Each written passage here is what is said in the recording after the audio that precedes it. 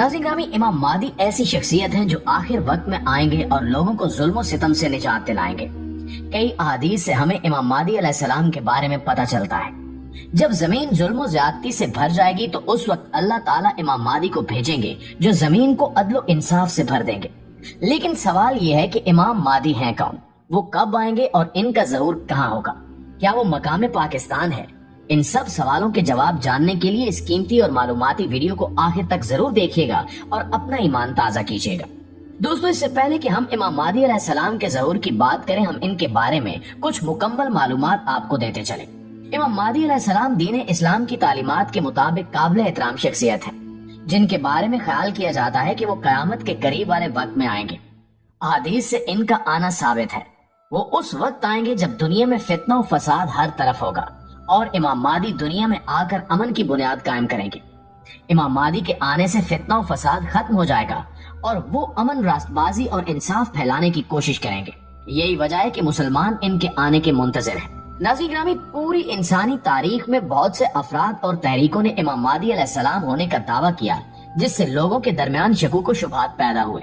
लेकिन मोमिनीन हकीकी मादी के इंतजार में हैं, जिनके ज़हूर के साथ अहम निशानियां और वाक़यात होंगे। लेकिन यहाँ सवाल ये भी है कि हमें कैसे पता चलेगा कि कौन इमाम मादी है? जब भी किसी भी शख्स के ज़हूर की पेशगोई की जाती है तो इससे मुतल्लिक कुछ मालूमात पहले से मौजूद होती हैं। जिस तरह हजरत मोहम्मद सल्लल्लाहु अलैहि वसल्लम के ज़हूर से पहले ये आलम था कि अहले किताब जानते थे कि एक आखिरी नबी आएगा जो सदका तो कबूल नहीं करेगा लेकिन हदिया कबूल कर लेगा। अरब के लोगों ने हजरत मोहम्मद सल्लल्लाहु अलैहि वसल्लम के बारे में ये बात सुन रखी थी कि वो आखिरी नबी के तौर पर आएंगे। एक दिन हजरत मोहम्मद सल्लल्लाहु अलैहि वसल्लम अपने सहाबा कराम के साथ बैठे हुए थे कि एक शख्स ने आकर उन्हें कुछ खजूरें पेश की और कहा कि ये सदका है। हजरत मोहम्मद सल्लल्लाहु अलैहि वसल्लम ने अपने असहाब को खिलाई मगर खुद नहीं खाई। वहाँ हजरत सलमान फारसी रज़ी अल्लाह ताला अन्हु भी मौजूद थे और उन्होंने ये लिखा था कि हजरत मोहम्मद सल्लल्लाहु अलैहि वसल्लम हदिया कबूल करेंगे। उन्होंने कुछ खजूरें आपकी खिदमत में पेश की और कहा कि यह हदिया है, तो आप सल्लल्लाहु अलैहि वसल्लम ने वो खजूरें खुद भी खाईं और अपने असहाब को भी खिलाईं। इस तरह ये बात जाहिर हो गई कि आप सल्लल्लाहु अलैहि वसल्लम में वो निशानी मौजूद है जो आखिरी नबी के बारे में बताई गई थी। बिल्कुल इसी तरह इमाम मादी के बारे में भी हमें निशानियां बताई गई हैं कि इनका नाम क्या होगा, इनके वालिद का नाम क्या होगा और वो किस वक्त आएंगे, जिससे हम इनके ज़हूर का अंदाजा लगा सकते हैं। सनन अबू दाऊद की हदीस है कि अगर दुनिया के खत्म होने में सिर्फ एक दिन बाकी रह जाए तो अल्लाह ताला मेरे खानदान में से एक आदमी भेजेगा जो जमीन को अदलो इंसाफ से भर देगा, जैसा कि पहले जुल्म से भरी हुई थी। इसी तरह सही मुस्लिम की हदीस, अगर दुनिया के खत्म होने में सिर्फ एक दिन बाकी रह जाए तो भी अल्लाह ताला उस दिन को तूल देगा, यहाँ तक कि मेरे खानदान में से एक आदमी भेजेगा जिसका नाम मेरे नाम के बराबर होगा। वो जमीन को अदलो इंसाफ से भर देगा, जैसा कि ये जुल्म और नाइंसाफी से भरी हुई थी। नाज़रीन ग्रामी, यहाँ इमाम मादी अलैहिस्सलाम की तरफ इशारा है। इनके मुताबिक वो उस वक्त आएंगे जब फितना और फसाद का दौर होगा। आजकल फितना और फसाद अपने पूरे अरोज पर है, हर तरफ जुल्म आम है। फलस्तीनियों और कश्मीरियों का हाल देखें तो ये अंदाजा लगाना मुश्किल नहीं है कि जुल्म किस कदर फैल चुका है। अरब फलस्तीन का साथ देने की बजाय इसराइल से इल्हाक के ख़्वाह हैं। गुनाह बहुत आम हो चुके हैं, नेकी पर चलना बहुत मुश्किल हो चुका है। हो सकता है कि इमाम मादी अलैहिस्सलाम का ज़हूर हो चुका हो या होने वाला हो। कुछ उलमा, जिनमें मरहूम डॉक्टर असरार भी शामिल हैं, ये कहते हैं कि मुमकिन है कि इमाम मादी अलैहिस्सलाम की पैदाइश हो चुकी हो। मसनद अहमद की हदीस के मुताबिक मादी मेरी नस्ल से है, फातिमा की औलाद में से है। इस तरह सन इब्ने माजा की हदीस के मुताबिक मादी मेरे शजरे नसब से है। इसकी पेशानी कुशादा और नाक ऊंची है।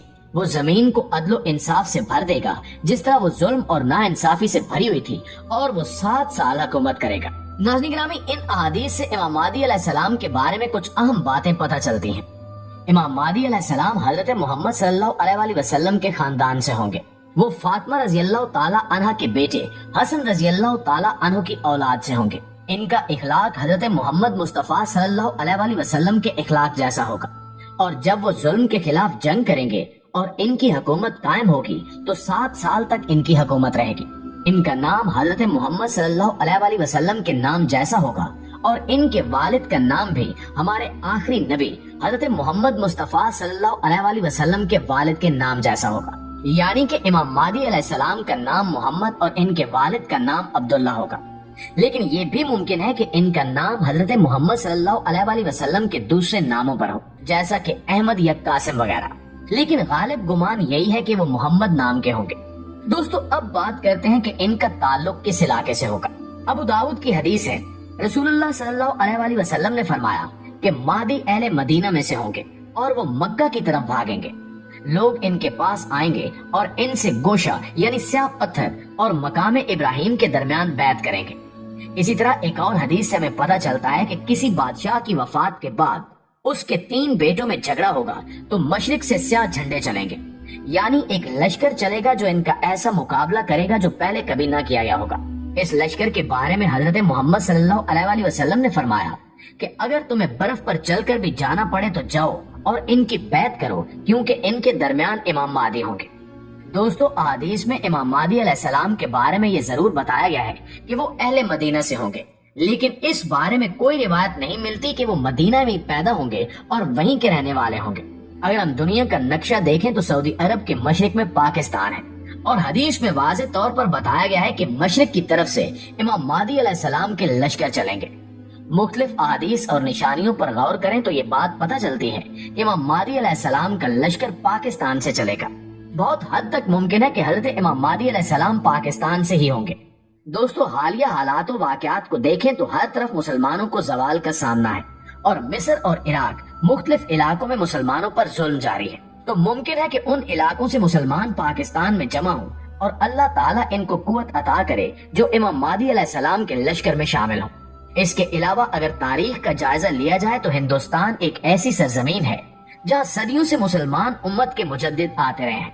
اگر ہم تحریک خلافت کی بات کریں تو جب خلافت ختم ہوئی تو تمام مسلمان ملکوں میں سے صرف ہندوستان ایسا تھا جہاں سے اس پر ریئیکشن سامنے آیا اور خلافت کے تحفظ کے لیے تحریک چلی۔